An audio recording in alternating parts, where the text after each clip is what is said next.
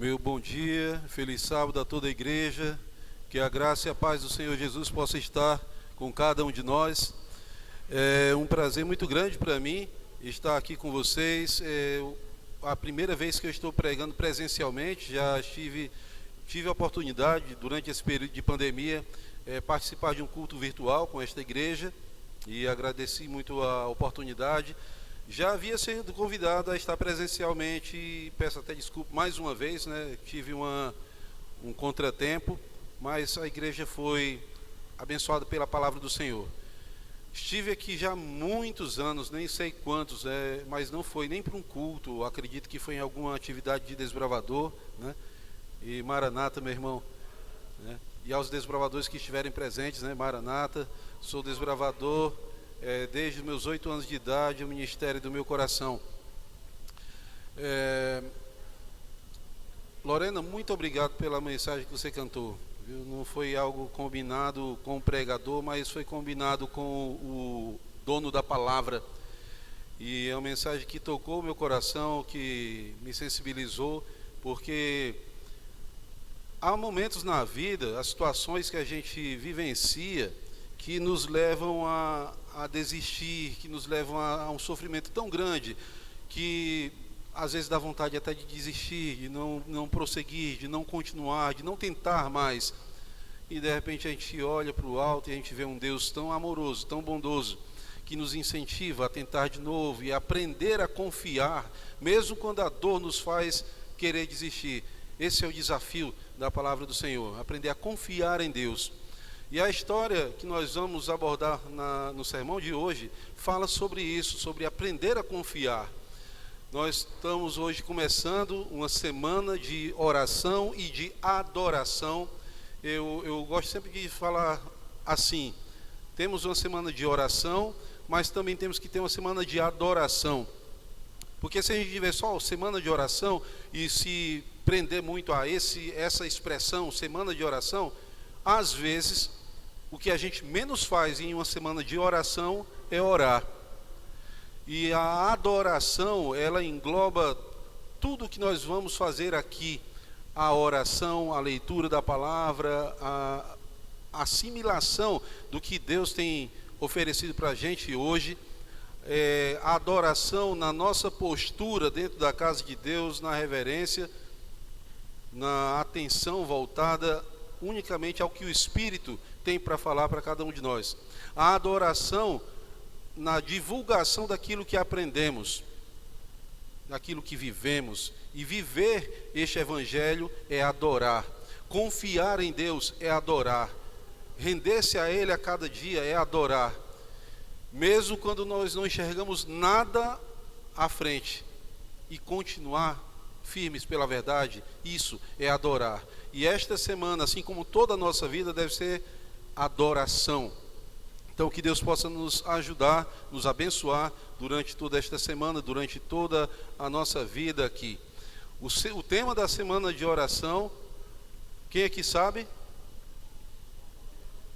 É sobre mordomia, né? Mas o tema da semana, buscando primeiro o reino, tá? Buscai primeiro o reino de Deus, era uma ordem do próprio Cristo. Buscai primeiro o reino de Deus. A prioridade da nossa vida tem que ser o reino. Mas qual reino? O reino de Deus. Essa é a prioridade da nossa existência. Durante essa semana, nós vamos ver na Bíblia alguns exemplos de pessoas que colocaram em primeiro lugar de sua vida Deus. Confiaram nele. Mesmo quando tudo era contrário, confiaram nele.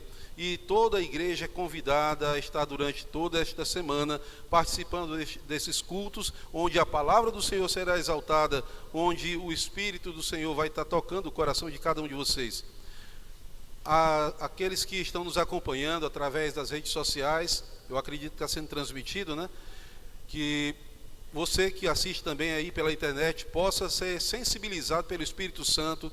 E aproveito aqui pedindo para que você se inscreva no canal da igreja aqui do aeroporto e possa recomendar este canal a outras pessoas para que a palavra do Senhor seja amplamente difundida.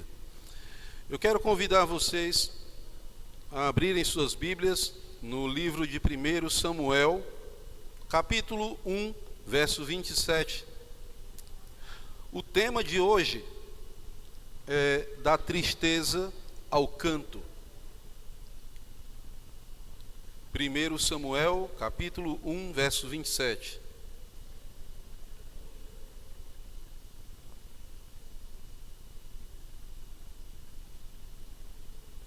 Amém? Diz o texto assim. Vamos orar, por gentileza. Sentado como você está, vamos orar. Obrigado, Senhor, por nos permitir agora abrir a Tua palavra. Venha abrir o nosso entendimento, que o Teu Santo Espírito venha falar à Tua igreja neste momento. Que o homem se cale, que a Tua palavra fale. É o que te pedimos e agradecemos no nome santo do Senhor Jesus. Amém. Verso 27 diz assim: por este menino orava eu, e o Senhor me concedeu a petição que eu lhe fiz. Palavras de Ana.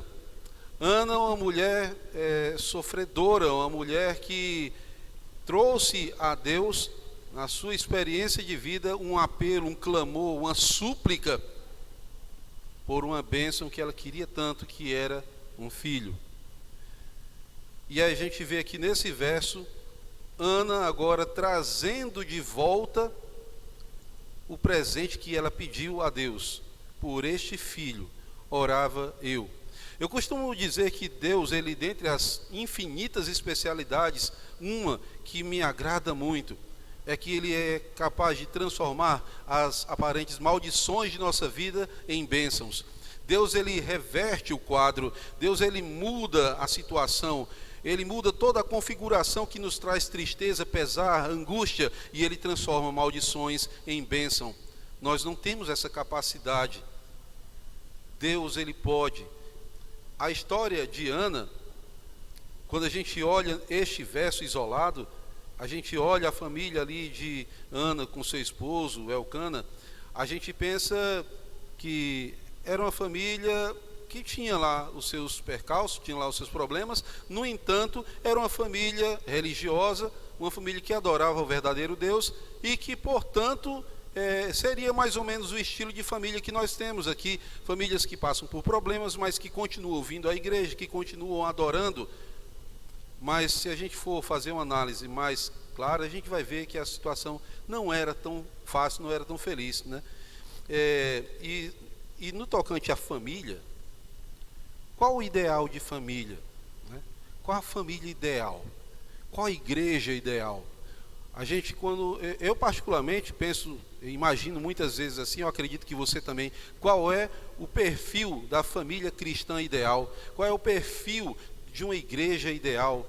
Qual é o perfil de uma nação ideal? A gente imagina uma família ideal, aquela família que sempre se reúne para o culto em casa, que se reúne e vai à igreja, participa da adoração, que vive uma vida de paz, que vive uma vida de companheirismo, de amizade, de sinceridade. Isso é o ideal, né? É o que a gente idealiza para todas as famílias da igreja. Quando a gente olha e tenta traçar um perfil da igreja ideal, qual a igreja? Se a gente fosse avaliar aqui a opinião de cada um, eu acho que todo mundo ia ser unânime em dizer o perfil da igreja ideal é aquela igreja onde o amor fraterno ele prevalece, onde a adoração a Deus ele é suprema, onde o eu é diminuído e Deus é exaltado, onde ninguém se importa mais consigo mesmo, se importa mais com o bem-estar do próximo, e assim a igreja cresce. Era assim a igreja apostólica no início, não era? É assim que é narrado lá em Atos. Deus ele tinha uma igreja, e aquela igreja era a igreja que no Pentecostes ali recebeu a bênção do Espírito Santo e deu uma explosão de crescimento. E diz o texto que todos os dias o Senhor ia acrescentando à igreja aqueles que iam sendo salvos. Esse é o perfil de igreja que a gente gostaria. O perfil de uma nação perfeita seria uma nação cujo Deus é o Senhor, uma nação que não houvesse corrupção, onde houvesse honestidade, sinceridade, onde tivesse interesse em que todos vivessem bem. Mas quando a gente vai olhar a realidade, infelizmente a realidade não é assim, a nossa nação está muito longe disso.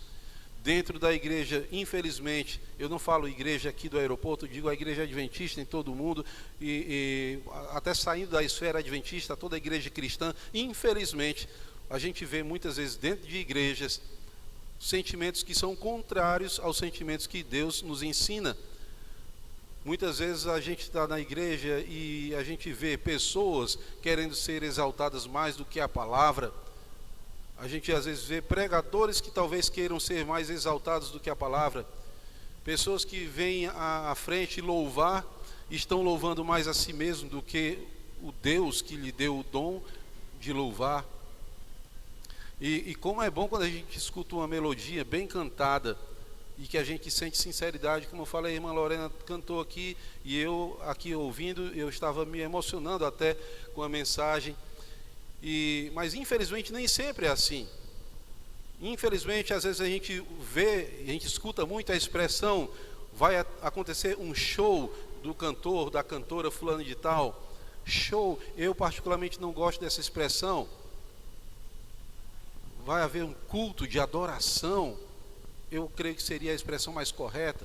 Mas quando eu vou dar um show, será que quem está sendo adorado é Deus ou é quem está dando um show? Vocês estão entendendo o que eu quero dizer, irmãos? O perfil de igreja ideal, muitas vezes, não é a realidade que a gente vivencia. Família ideal, a gente traçou aqui o perfil da família ideal, mas infelizmente, muitas vezes a gente vê a correria do dia a dia, onde o tempo que acaba sendo suprimido é justamente o tempo que seria mais prioritário. O tempo de a família se reunir para adorar, para fortalecer sua fé, muitas vezes é substituído.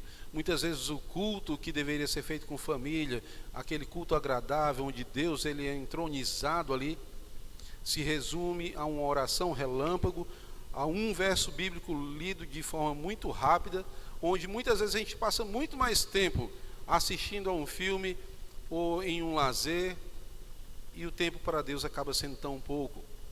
E o que a gente vai vendo é que dia após dia, famílias vão se tornando mais frágeis.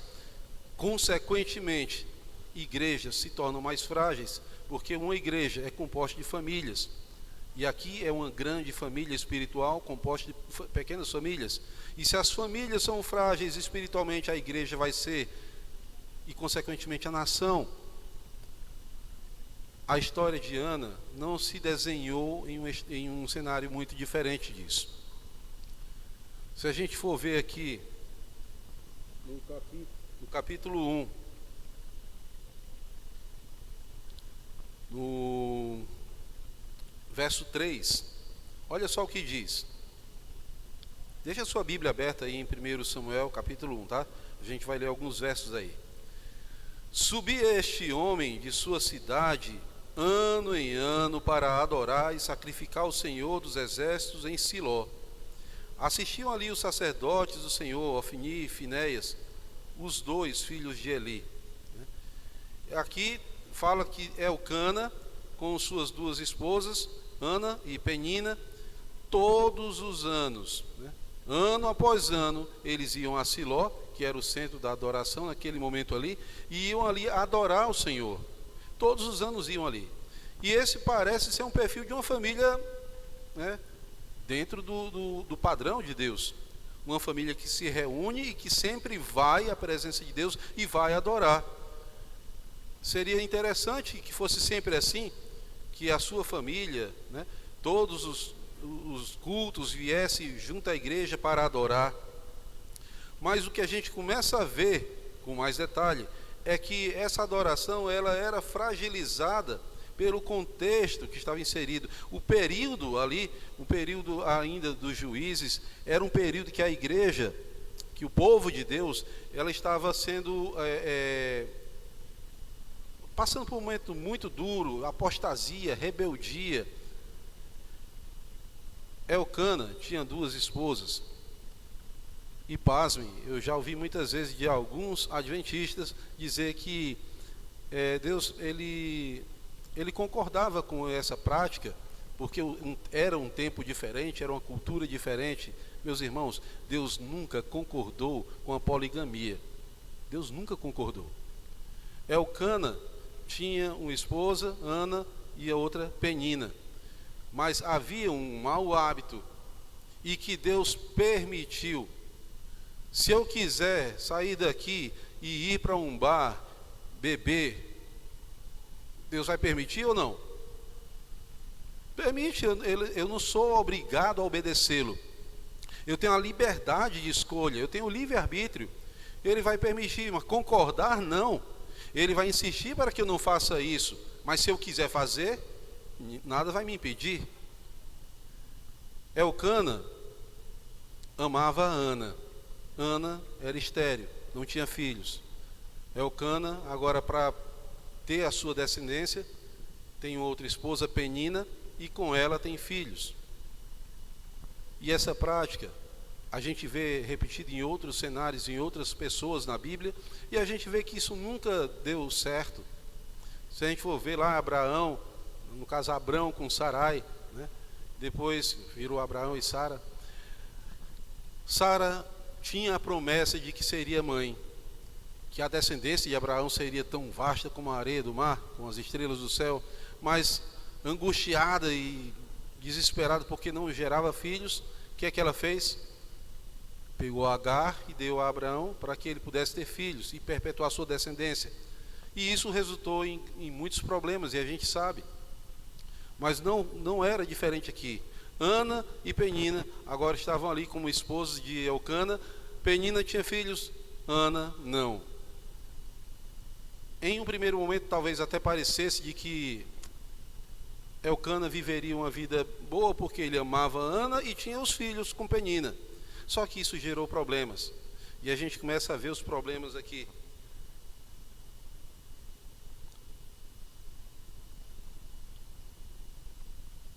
Verso 5.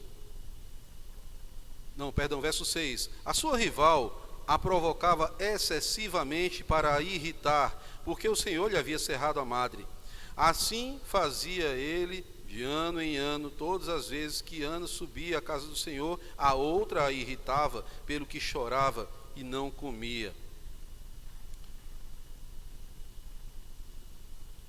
Imagina a sua situação. Uma mulher que amada pelo esposo, queria dar filhos ao seu esposo, agora se vê com a rival dentro da própria casa, com os filhos que ela gostaria de ter, mas não tem, e agora ela começa a irritar. Agora, por que Penina irritava tanto a Ana? Porque uma tinha o que a outra gostaria de ter. Penina tinha filhos, mas ela queria ter o amor de Elcana. Ana tinha o amor de Elcana, mas ela queria filhos. Mas Ana não insultava, não provocava Penina, mas Penina provocava Ana. Às vezes a gente vê isso dentro da família, não vê, irmãos? Às vezes a gente vê isso dentro das igrejas. Não deveria ser assim. Mas a gente vê isso, às vezes ciúme. Dentro de famílias, acontece às vezes até no meio infantil mesmo da família, quando uma família tem lá 2, 3 filhos e no aniversário de um dá ali um presente, e quando chega o aniversário do outro, que ganha o presente, o outro que ganhou antes diz, olha, o dele é melhor do que o meu, e começar a se zangar, e começar a cobrar, eu quero um presente melhor, e aí vem briga e chateação, aquela coisa toda, aí pai se irrita, agora não dou mais presente para nenhum, e aí fica todo mundo zangado, estressado. Não deveria ser assim, mas acontece isso. E saindo da esfera infantil, isso também atinge a parte adulta da família. Inquietações, por que um tem mais direito do que o outro, por que um não manda mais, por que o outro manda menos, enfim, problemas dentro de família, que tiram a paz que deveria existir, que fogem o padrão que Deus estabeleceu para as famílias do seu povo. E dentro da igreja a gente vê isso acontecer. Às vezes a gente vê, e isso não acontece aqui, não, pela graça de Deus. Acontece talvez em algumas igrejas bem longe daqui, né? Bem longe daqui, onde quando comissão de nomeação reúne-se e aí coloca para ministério tal, fulano de tal, e a pessoa que era no ano anterior se vê substituída. e chega para a pessoa, o novo líder ou nova líder, e parabéns, Deus te abençoe, desgraçado, né? E fica zangado porque foi substituído, né? Alguém que está na escala para cantar ou para pregar e de repente se vê substituído, pede alguém para... Não aceito, não, é meu dia, não pode, né? Uns que querem ser os melhores pregadores, outros que querem ser os melhores cantores, que querem ser os melhores professores. Uma igreja onde muitas vezes a gente vê competição, um querendo ser melhor do que o outro, um querendo brilhar mais do que o outro, na hora que vai à frente tem que estar lá, né, todo... Pessoal, a gente tem que entender, não é como aquela música do Roberto Carlos, esse cara sou eu, né? A adoração tem que ser a Deus, a Ele só. O ser humano tem que ser diminuído, tem que ser diminuído, e tem que ser Deus exaltado. Mas o que a gente vê aqui na história da família de Elcana, acontece muitas vezes nas famílias do povo de Deus, acontece muitas vezes nas igrejas de Deus, acontece no mundo inteiro. Competição, divisão, onde deveria haver unidade, submissão a Deus. A adoração é isso. Infelizmente não acontecia isso na família de Elcana. Ana era a maior vítima ali, porque Elcana, ele tinha uma esposa que ele amava, tinha a outra também, mas a que ele amava, tinha lá que era Ana, ele tinha os filhos, e ele ia adorar, ele sacrificava ao Senhor. Penina não tinha uma vida plena, mas ela tinha algo que lhe dava uma aparente superioridade a Ana, os filhos, ainda que ela não fosse amada como Ana, mas ela sentia-se amparada naquele ponto que lhe dava certa superioridade. Mas Ana era a mais atormentada ali. Ana era atormentada, dia após dia, ela era humilhada, ela era oprimida, dia após dia ela chorava. E ela chorava e pedia por um filho. Agora, olhem só, o que é que você faz? Responda só para si mesmo, tá? Qual é a sua postura, qual é a sua atitude quando dentro de um ambiente familiar, ou dentro da igreja, ou dentro, lá da escola, na faculdade, no seu trabalho, quando você é insultado, quando você é pressionado, quando você é maltratado, injustiçado, qual a sua postura? Meus irmãos, eu confesso que muitas vezes quando eu fui tratado dessa forma, eu fui muito tentado a afirmar, bater o pé no chão e bater de frente mesmo com a situação e me defender. Muitas vezes eu me tornei até rude no meu tratamento com pessoas que me trataram mal. Mas a gente vai estudando a Bíblia, a gente vai vendo que a postura que Deus nos orienta a fazer não é essa, porque quando a gente rebate o mal com o mal, a gente só vai fazer com que esse efeito seja continuado e vira aí uma guerra, e o povo de Deus não precisa estar em guerra a não ser com o pecado. Ana, ela teve uma postura que vale ser mencionada e exaltada aqui. No verso 8 em diante diz assim: Então Elcana, seu marido, lhe perguntou: Ana, por que choras? Por que não comes? Por que está triste o teu coração? Eu não sou melhor do que 10 filhos para ti? Então Ana se levantou, depois de comerem e beberem em Siló. Ora, Eli, sacerdote, estava sentado em uma cadeira junto a um pilar no templo do Senhor. Ela, com amargura de alma, orou ao Senhor e chorou muito. Eles não estavam na casa deles, estavam em Siló, foram adorar. E diante, ali no momento da refeição, Penina zomba, Penina humilha, e ela se entristece, ela fica amargurada, ela começa a chorar. Elcana chega e diz: você está chorando por quê? Eu te amo, você é minha esposa amada, e eu não sou melhor do que 10 filhos para você. Ana não rebateu as críticas de Penina, Ana não questionou o que Elcana falou, ela se levantou, ela se retirou, e ela foi buscar socorro em quem? em Deus. Ela orou, ela foi buscar socorro aos pés do Senhor. E ela orou e chorou. Ela orou e chorou. Eu não sei quantos aqui já tiveram ou talvez estão tendo no presente a condição de estar orando e chorando por alguma causa. Meus irmãos, quando a gente ora e chora por uma causa, é porque a gente não está pedindo de uma forma tão simples. Não é como pedir ali, como corriqueiramente a gente pede. Quando a gente ora e chora por alguma coisa, é porque a gente está desesperado. Quando a gente ora e chora por alguma coisa, é porque a gente se apega àquilo, à necessidade daquilo. Eu já orei e chorei muito. Eu acredito que aqui também tem pessoas que já viveram ou que estão vivendo isso. Orar e chorar é quando o desespero nos leva a quase querer desistir. É quando a gente não enxerga mais nada e a gente está desesperado, quando a gente não enxerga possibilidade nenhuma e a gente começa a orar, e quando a gente vê, a gente já não está mais nem orando, a gente só está chorando. A gente chora. E o bom é que o Espírito Santo, ele transforma esse choro, ele transforma esse gemido em oração. Uma oração que se torna tão sincera, que Deus, ele sabe. As lágrimas que estavam correndo ali pela face de Ana, não passaram despercebidas a Deus. Cada lágrima Deus entendia como um clamor, como uma oração. Quando você ora e chora, Deus, ele está colecionando cada uma das suas lágrimas. Elas montam ali um histórico da sua vida de sofrimento, do seu momento de opressão, do seu momento de clamor. Cada lágrima que você derrama, que daqui a pouco vai ser enxugada, para Deus, ela é guardada.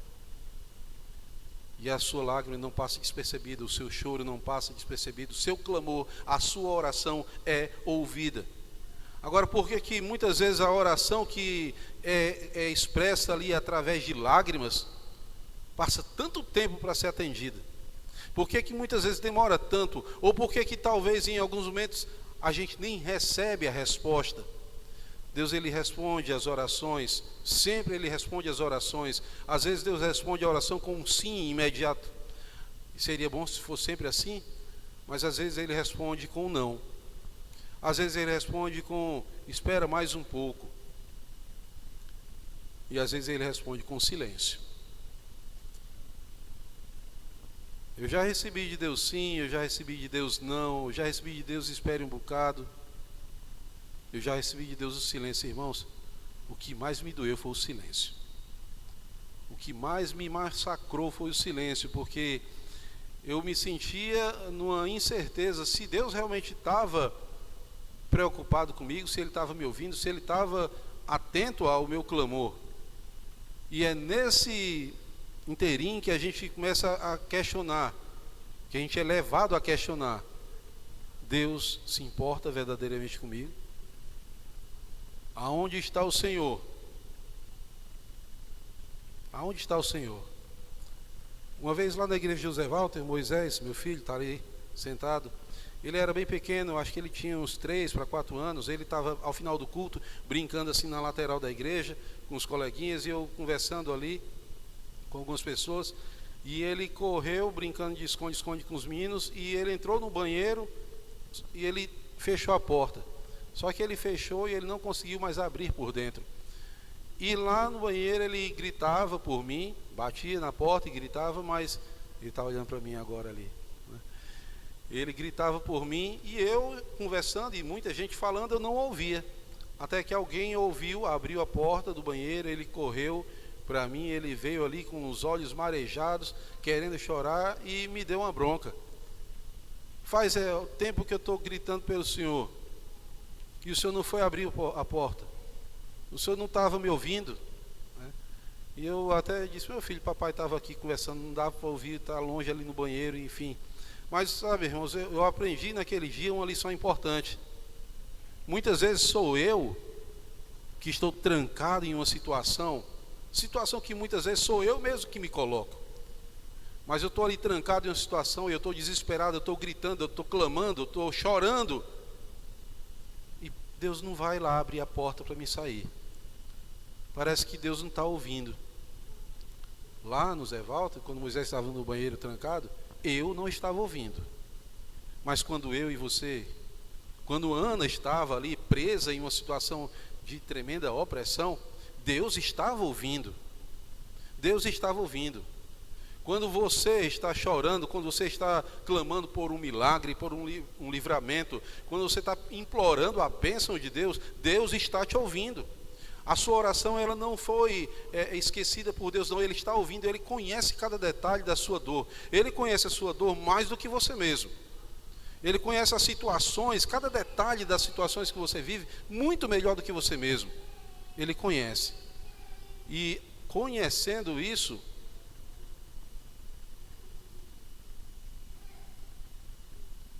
obrigado. Esse é o meu garoto. Jesus ama você. Amém. Ele conhece. Ele conhece. Agora, por que que às vezes ele silencia? Eu costumo dizer que Deus, ele é educado.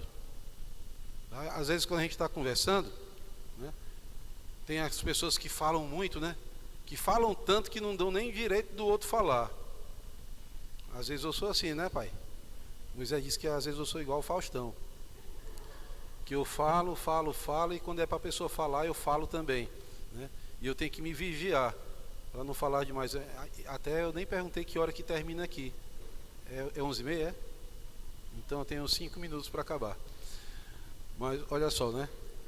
E às vezes a gente fala demais, fala tanto que tira do outro a oportunidade de falar. Mas Deus, ele é educado. Quando Deus fica em silêncio, meus irmãos, é porque Ele está dando a oportunidade de você falar. Quando Ele fica em silêncio, é como se dissesse: filho, fala, joga para mim tudo que você está sentindo, desabafa comigo. É o momento de você abrir o coração, é o momento de orar e de chorar, de se derramar aos pés dEle. E Ele vai ouvir tudo, e no tempo certo, Ele dá a bênção, Ele dá a resposta. E a resposta dele sempre será melhor. Sempre será melhor. Mesmo que seja um não ao seu pedido, a resposta dele será melhor. E se a gente não entender esse não, ainda aqui em vida nesse mundo, um dia na eternidade a gente vai entender. Até hoje, meus irmãos, já vai fazer 1 ano e 4 meses. Eu não entendo por completo o não que Deus deu a mim. Quando eu clamei e chorei pela vida da minha esposa. Até hoje é difícil entender. Às vezes eu busco a Deus resposta e pergunto por quê, né? Mas eu sei que Deus sempre faz o melhor. Deus sempre faz o melhor. Ele deu um não para mim, mas um dia Ele vai me explicar. Um dia Ele vai explicar e eu vou ter certeza. Deus fez o que Ele deveria ter feito, Ele fez o melhor. Diante do seu clamor, se a sua resposta que você recebeu foi um não, não se revolte com Deus, não abandone sua fé. Aprenda a confiar quando a dor lhe fizer desistir. Confie, Ele vai estar ouvindo. A vida de Ana, quando ela pediu ali um filho, alguém pode até dizer assim, mas o pedido de Ana era só para poder mostrar para a Penina que ela também... Não, não era não, irmãos. Se o pedido de Ana por um filho fosse só para poder exaltar que ela também é mãe, eu acho que Deus não tinha nem atendido não, porque era um pedido muito para exaltação própria. Deus atendeu porque o pedido de Ana, ela queria adorar a Deus, ela queria ter o privilégio de poder adorar a Deus até com a sua maternidade. Porque quando Ana pediu a ele um filho, ela fez um voto, ela fez uma súplica e fez um voto. Ela pediu um filho e antes mesmo de saber qual seria a resposta de Deus, ela já prometeu: o filho, quando o Senhor me der, se o Senhor me der esse filho, ele não ficará comigo, eu vou entregar ao Senhor, ele será teu. E Ana vai, ora, e aqui chega um momento que eu até abro um parêntese e dirijo essa parte aqui para a liderança da igreja. Ana, quando estava no templo, ela orava e chorava muito. Eli, sentado, ele estava olhando e ele via aquela mulher que chorava, soluçava. Ele não escutava a oração dela, ele só via o mexer dos lábios. E ele não chegou para perguntar: o que é que você está sentindo? Posso fazer alguma coisa por você? Ele olhou e julgou: a mulher está embriagada no templo. Ele chega para ela, em vez de perguntar o que ela estava sentindo, diz assim: filha, por que você está assim embriagada aqui na igreja? E ela não estava embriagada, ela estava muito consciente, ela estava orando e chorando, pedindo a Deus uma bênção, fazendo um voto a Deus. Queridos líderes, a Bíblia diz que a gente tem que estar atento às ovelhas, e cuidar bem das ovelhas, prover pasto, prover água. O chicote não.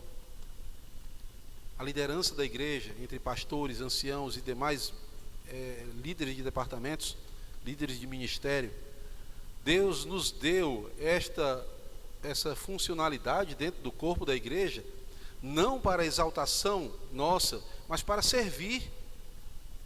O líder que não serve nem para estar vivo. Nós somos líderes para servir a igreja, não para ser exaltado, bajulado pela igreja, não. Ele deveria ter olhado para Ana e servido a Ana, mas quando ele entende aquilo, ele diz: que o Senhor te abençoe e conceda o desejo do teu coração. E naquele momento, quando Ana ora, chora, faz um voto a Deus, quando ela volta, diz aqui o verso 18, disse ela: ache a tua serva graça aos teus olhos. Assim a mulher se foi o seu caminho e comeu, e o seu semblante já não era triste. Ana foi chorando, amargurada, Ana foi desesperada, Ana foi talvez pensando até em desistir, mas quando ela orou, ela chorou, ela fez o seu voto a Deus. Quando ela recebeu ali a palavra, através de Eli, ela voltou, mas ela voltou com semblante alegre. Ter alegria, mesmo antes de receber a bênção. Ter alegria e fazer um voto a Deus, mesmo antes de ter certeza se iria receber o seu pedido ou não, é uma fé incondicional, irmãos. Muitas vezes a gente tem uma fé muito condicionada, né? Eu vou ser fiel se o Senhor fizer isso, eu vou fazer a tua vontade se o Senhor fizer a minha primeiro, e a gente fica negociando com Deus, fazendo barganha. Uma vez eu ouvi uma pessoa dizer, estava fazendo uma faculdade, e toda sexta-feira à noite ia para a faculdade, e conversando com essa pessoa, eu disse: olha, veja direitinho, tenta aí, fala com a direção da faculdade, existem leis que garantem a liberdade religiosa, está fazendo a coisa, enfim. Aí conversamos ali durante um bom tempo, a pessoa bateu o pé e disse: eu já orei a Deus, eu já pedi perdão a Deus, eu vou continuar fazendo minha faculdade, e quando eu terminar, se eu conseguir ser aprovado no final de tudo, aí eu vou me firmar na igreja e fazer a vontade de Deus. Sabe, irmãos, a gente não pode ver Deus como um negociante, tentar barganhar com Ele. Deus é Deus, nós somos pó, nós temos que obedecer, temos que ser fiéis a Ele. Ana não quis saber: Senhor, se o Senhor me der um filho e me abençoar com isso, quando o Senhor me der um segundo filho, eu vou te dar ele de presente. Não, eu peço um filho e o Senhor vai me dar, e eu vou te dar ele de presente, ele será teu. E aí chega o momento em que Ana fica grávida, nasce o pequeno Samuel, e chega o verso que nós lemos no início: por esse filho eu orava. Ela chega na presença de Eli e diz: eu sou aquela mulher que estive aqui orando. Lembra que o senhor achou que eu estava embriagada? Eu estava orando pelo meu filho, e eu prometi a Deus entregar ele, e é por esse filho que eu orava naquele dia. Aqui está o filho que Deus me deu, eu estou devolvendo ao Senhor, e ele ficará aqui contigo. Ana, todos os anos, quando ela ia adorar, ela levava uma túnica nova para o seu filho. Ela mesmo fazia uma túnica nova para o seu filho começar ali a aprender o sacerdócio.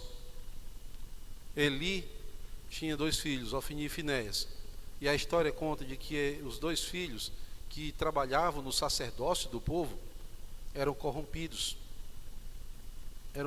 Sempre eles roubavam da oferta que era do Senhor, eles tiravam para si primeiro. O roubo da oferta, a prostituição, era uma constante na vida dos filhos de Eli. Samuel era o oposto. Samuel, inclusive, tem um verso que trata de Samuel, que usa as mesmas palavras que foram usadas para Cristo. Lá em Lucas 2,52, diz que crescia Jesus em sabedoria, estatura e graça, diante de Deus e dos homens. E olha só o que é que diz de Samuel.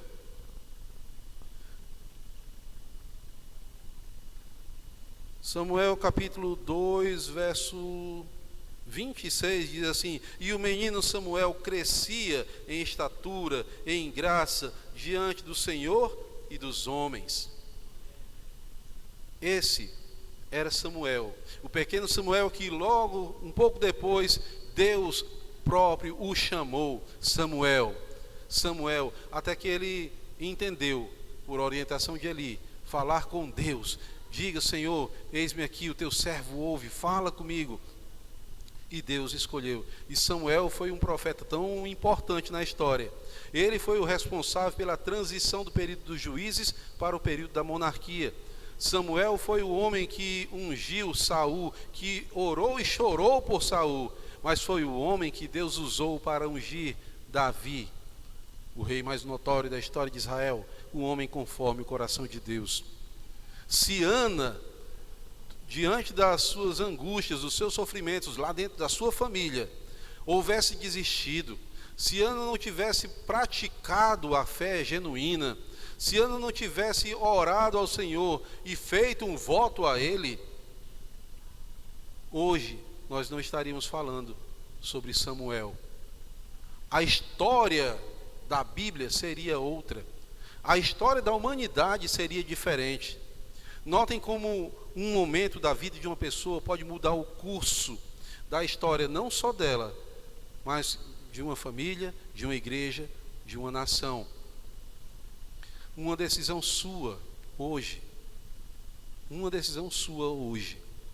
pode mudar toda a configuração da sua vida e da sua família. Pode mudar para o bem, pode mudar para o mal. Uma atitude de Ana, diante da zombaria, diante da ofensa, da crítica, se levantou, se retirou em silêncio, foi orar, orou, chorou, se derramou, se humilhou. Foi tratada pelo líder da igreja como embriagada. Imagina só, irmãos, você sai da sua casa desesperado porque brigou com o esposo, ou brigou com a esposa, ou o filho estava envolvido com vício de droga, e você desesperado vem à igreja e chega mais cedo do que todo mundo, senta ali ou se ajoelha no fundinho ali da igreja e começa a orar, e chega um ancião, chega o pastor e diz assim, e começa a criticar e zombar, diz assim: você bebeu? Seja bem sincero, você voltaria aqui? Talvez você não quisesse mais se congregar aqui, ou talvez nem quisesse mais ser adventista. Se revoltar. Irmãos, nós somos falhos. Eu sou falho. Somos humanos, pecadores. Mas a nossa fé não deve estar no nosso próximo, a nossa fé tem que ser firmada em Deus. Firmada em Deus. Confiar nele. E ter a atitude como Ana teve, mesmo diante do tratamento mal, diante da opressão, ter uma atitude de dizer: eu me rendo ao meu Deus e a Ele só. Eu me rendo a Ti, Senhor, e eu clamo ao Senhor o livramento, eu clamo pela Tua misericórdia, e eu Te prometo que, independente do resultado da minha oração, eu vou ser fiel a Ti. Eu vou entregar o melhor que eu tenho para Ti. Eu vou entregar a minha família a Ti. Eu vou entregar o meu coração a Ti. Atitude, irmãos. Atitude de quem tem fé genuína, se render a Deus. E quando Ana entrega, o capítulo 2, se a gente for ler aqui, a gente não vai ler ele todo não, tá? Só os primeiros versos. A oração de Ana, que também é um cântico. Então orou Ana e disse: o meu coração exulta no Senhor, a minha força está exaltada no Senhor, a minha boca dilata-se contra os meus inimigos, porque me alegro na sua salvação. Não há santo como é o Senhor, não há outro além de ti, rocha nenhuma há como o nosso Deus. Ana agora canta em louvor, em adoração a Deus. Ana, que antes chorava e orava da tristeza, ela vai ao canto. Da angústia, do sofrimento, ela vai à glória. A nossa história é assim. Enquanto nesse mundo ainda vamos chorar muito, ainda vamos sofrer muito, ainda passamos por esse período dessa pandemia que tem ceifado tantas vidas, tem feito tanta tragédia, tem causado separação. Hoje a gente não pode nem ver o sorriso das pessoas direito. Ontem eu estava trabalhando e eu ouvi quando uma pessoa disse para uma outra, quando a pessoa tirou a máscara, e disse assim: valha, tu sem máscara não estava nem te conhecendo. Né? É até engraçado, né? Antes a gente dizia assim: poxa, eu não estava nem te conhecendo com essa máscara. Mas a gente está tão habituado a usar máscara que agora as pessoas não estão se reconhecendo quando se vê sem máscara. Então essa pandemia tem feito a gente impedir, tem que sorrir só com os olhos, né? Sentar-se separado, ninguém pode mais visitar ninguém. E a gente ainda vai chorar muito. Muitas vidas ainda vão ser ceifadas. Mas renda-se a Deus. Render-se a Deus. Chorar, orar, clamar. Lembre, um dia, e muito em breve, Cristo virá. Meus irmãos, eu creio que Cristo está tão perto de voltar. De acordo com as profecias e os acontecimentos que a gente vê dia após dia, Cristo está perto demais de voltar. Cristo está perto demais de voltar. Nunca esteve tão perto. Mateus 24, Cristo fala dos acontecimentos, mas Ele também diz: quando vocês virem acontecendo todas essas coisas, sabem que Ele está próximo às portas. Guerras, fomes, terremotos, pestes, tudo isso já aconteceu na história, sempre aconteceu, mas tudo junto, nunca houve como acontece agora. Tudo junto, tudo ao mesmo tempo. E quando vir todas essas coisas acontecerem, sabei, Ele está próximo, Cristo está perto de voltar. E quando Ele voltar, nós vamos cantar o canto do Cordeiro. Nós não vamos mais chorar, nós vamos exaltar, glorificar o nome do Eterno. Nós vamos ouvir uma música, um louvor aqui pela irmã Lorena, que vai falar sobre essa nossa atitude de se render a Deus, de adorá-lo, de nos colocar totalmente à disposição dele. Possa você refletir durante a mensagem cantada pela irmã Lorena.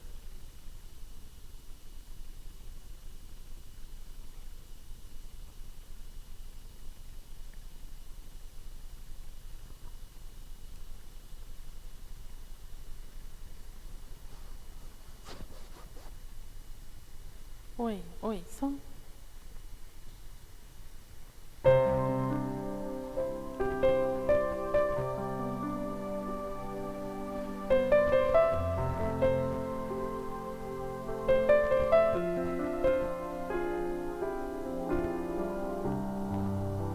A ti eu vou clamar,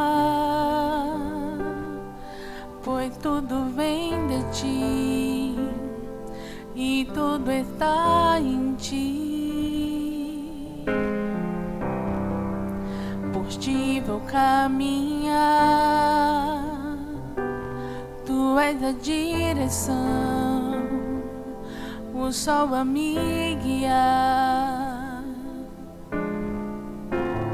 Tudo pode passar. Teu amor jamais me deixará. Sempre há de existir novo amanhã preparado pra mim.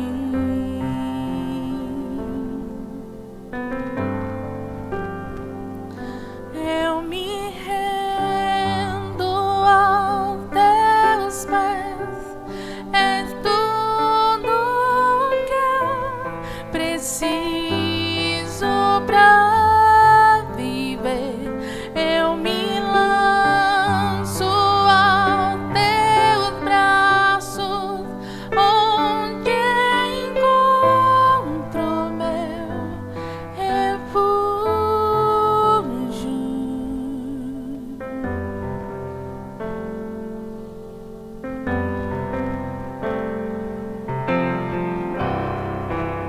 A ti eu vou clamar,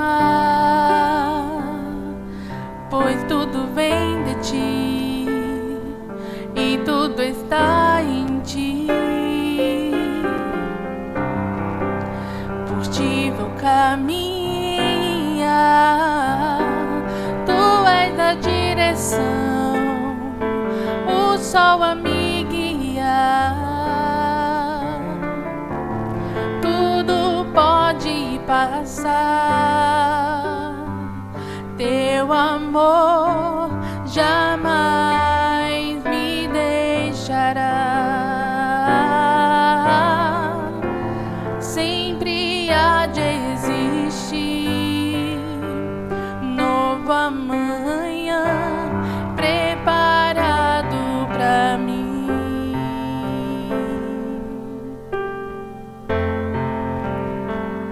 Eu me rendo aos teus pés, és tudo que eu preciso pra viver. Eu me lanço aos teus braços, onde encontro meu refúgio.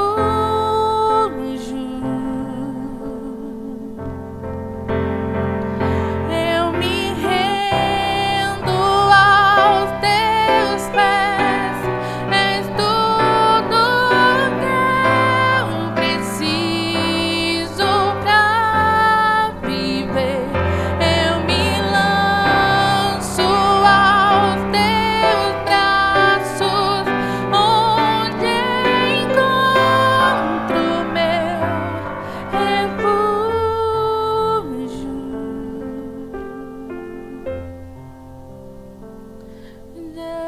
Jesus,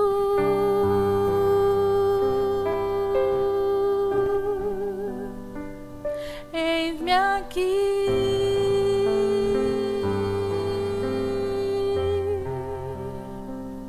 Jesus,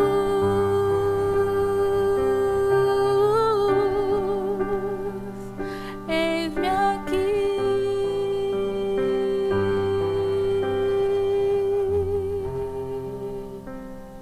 Amém.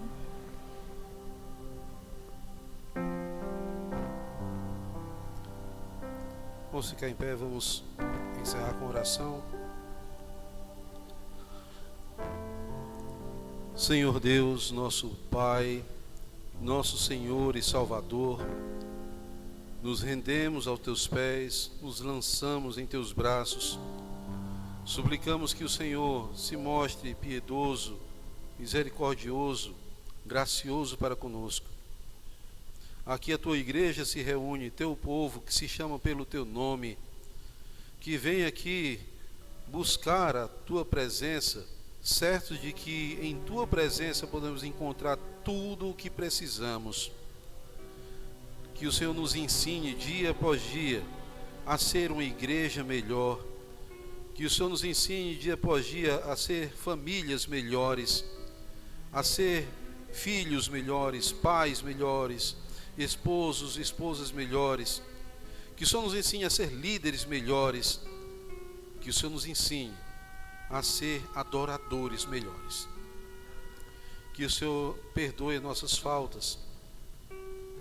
Que o Senhor nos receba e nos acolha em teus braços e nos proteja desse mundo tão mau.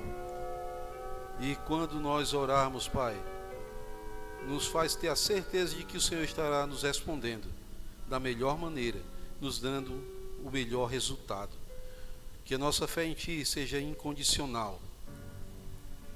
E te pedimos que o Senhor possa logo voltar, para que então possamos Te ver face a face, viver ao Teu lado por toda a eternidade, onde possamos nos abraçar sem medo e nunca mais chorar, saber que para sempre estaremos com felicidade, com alegria em nossos corações, pois para sempre estaremos em Tua presença. É o que Te pedimos e Te agradecemos em nome do Senhor Jesus Cristo. Amém. Amém.